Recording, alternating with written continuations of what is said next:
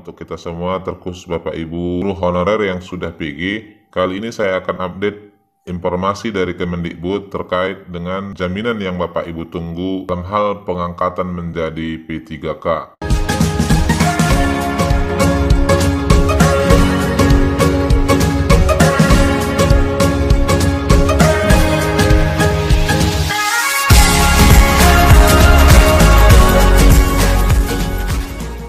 Melalui akun Instagramnya Bu Nunuk Suryani menyampaikan bahwa ini Bapak Ibu sekalian, audiensi GTK HNK 35+ Kabupaten Jawa Barat dengan Mas Menteri dan Dirjen GTK, semoga perjuangan membawa hasil. Jadi di hari Senin kemarin ini ada pertemuan antara GTK HNK 35+ Kabupaten Jawa Barat dengan Kemendikbud. Nah, yang mana hasil pertemuan antara GTK HNK 35+ dengan Kemendikbud tentang honorer seleksi P3K 2021 sudah memberikan beberapa jawaban yang selama ini memang menjadi hal yang kita tunggu Bapak Ibu sekalian. Nah, adapun tanggapan dari Pak Nadiem Makarim adalah yang pertama ini, di tahun 2022 Kota Guru PAI akan ada dengan membuka komunikasi yang lebih terarah dengan Kemenak. Jadi seperti yang dijanjikan oleh pemerintah sebelumnya, ya, kalau kita perhatikan memang salah satu kendala kenapa kemudian banyak peserta ujian di tahap 1 ini PG tetapi tidak mendapatkan informasi adalah kurangnya komunikasi yang lebih intensif antara pusat dengan Pemda, sehingga formasi yang diajukan Pemda jauh dari apa yang ditargetkan oleh pusat. Ini nanti kita akan bahas lebih jauh. Lalu yang kedua, bagi guru peserta P3K Guru 2021 yang lulus PG namun tidak menempati formasi di seleksi P3K 2021, maka di 2022 Pak Menteri akan memperjuangkan untuk menjamin bahwa mereka menempati formasi di sekolah induknya masing-masing. Namun tetap para guru senantiasa mengikuti alur tahapan-tahapan yang sudah dicanangkan. Lalu yang ketiga Bapak Ibu sekalian, penganggaran P3K Guru sudah siap anggarannya dari pusat melalui mekanisme DAU. Dan yang terakhir, kepada para guru honorer jangan khawatir bahwa P3K Guru ini berkelanjutan sampai guru honorer tuntas.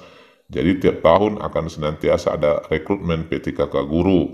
Demikian laporan sementara hasil pertemuan dengan Kemendikbudristek.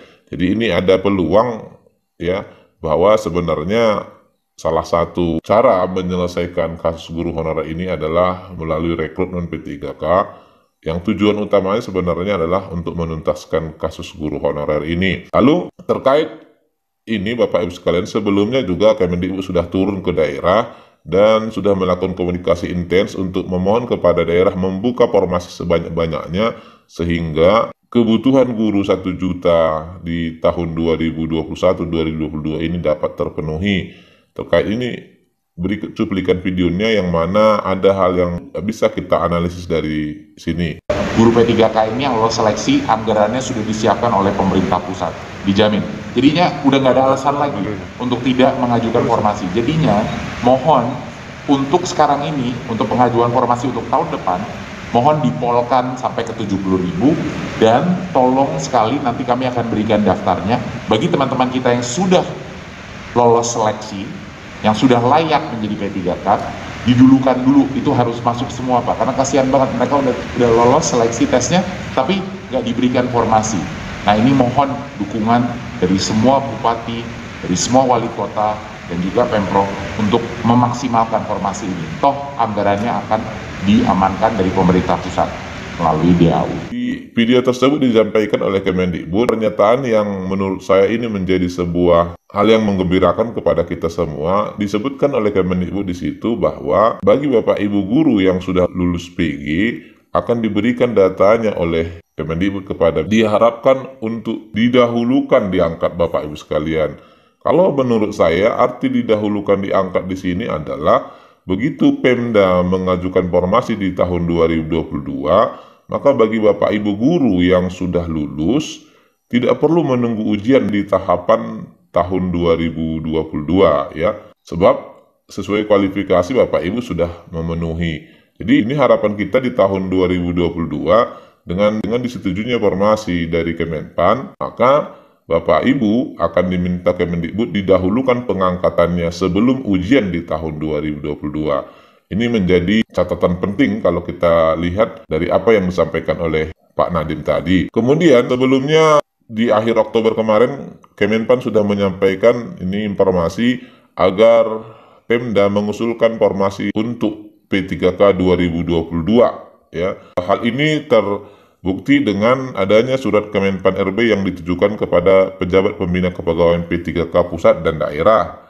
Nah, surat yang ditandatangani Sekretaris Kemenpan RB Pak Dwi Wahyu Atmiji tertanggal 22 Oktober 2021 itu berisi pembukaan kembali pengusulan kebutuhan P3K 2022. Pengusulan kebutuhan ASN P3K 2022 dibuka kembali sampai akhir November ini, Bapak Ibu sekalian. Nah, kalau ini terrealisasi di lapangan, semua Pemda memaksimalkannya, tentu di awal Januari nanti ya Kemenpan sudah bisa mengeluarkan surat keputusan terkait jatah kuota untuk masing-masing daerah. Nah, di situ kita sudah bisa melihat apakah kebutuhan formasi 500.000 itu ya terpenuhi dari usulan Pemda atau tidak. Nah, kemudian dengan ditetapkannya formasi itu, maka sesuai dengan apa yang disampaikan oleh Kemendikbud tadi, Pemda harus mendahulukan pengangkatan guru yang sudah lulus PG sebelum tentunya dibuka ujian seleksi di tahun 2022. Lebih lanjut disampaikan, untuk melihat lebih detail mekanisme dan jadwal pengusulan kembali kebutuhan P3K 2022 bisa diakses pada informasi. Khusus untuk instansi daerah, kata Pak Atmaji, pengusulan diutamakan pada jabatan-jabatan yang dimungkinkan diisi guru honorer.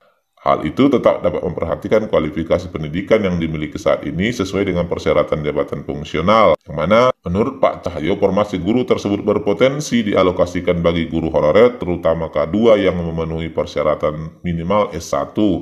Dan di sini akan diberikan, ini janji Kemenpan, afirmasi yang lebih berpihak kepada guru honorer K2 dibandingkan dengan guru honorer lainnya. Disebutkan di sini adalah tidak mensyaratkan seleksi kompetensi teknis, tetapi cukup dengan seleksi kompetensi manajerial, sosial, kultural, dan wawancara. Nah, dari sini kita bisa melihat bahwa di tahun 2022 ini sebenarnya Kemenpan, pemerintah memang menargetkan kasus guru honorer ini akan segera terselesaikan, terutamanya adalah K2. Dari data sementara, kata Pak Menteri, di tahun 2021 ini 98% guru peserta seleksi bisa melampaui nilai ambang batas seleksi kompetensi manajerial, sosial, kultural, dan wawancara. Namun kebanyakan terkendala adalah di teknis. Inilah Bapak Ibu sekalian informasi terbaru ya yang bisa sampaikan dengan mengakomodir apa yang baru saja disampaikan oleh Kemendikbud terhadap pernyataan-pernyataan sebelumnya yang sudah juga disampaikan kepada kita. Nah, barangkali ini informasi terbaru yang bisa disampaikan Bapak Ibu sekalian. Semoga bermanfaat. Wassalamualaikum warahmatullahi wabarakatuh.